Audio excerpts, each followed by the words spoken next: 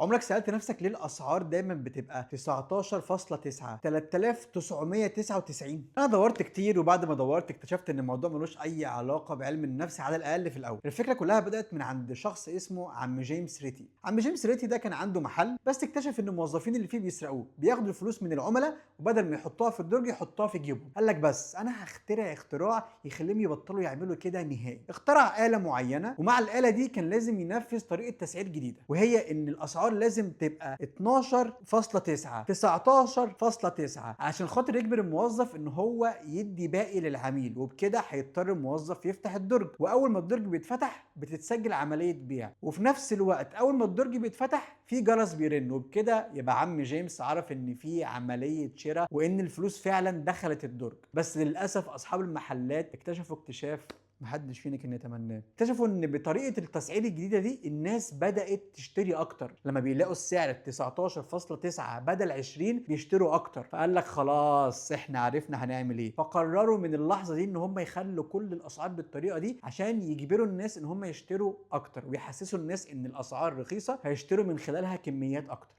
اللي انا عايز اعرفه بقى، هل فعلا الموضوع ده بيأثر عليك وانت بتشتري؟ يعني لو لقيت الحاجه بسعرها 3999 ممكن تقرر تشتريها، لكن لو لقيتها ب 4000 هتفكر شويه؟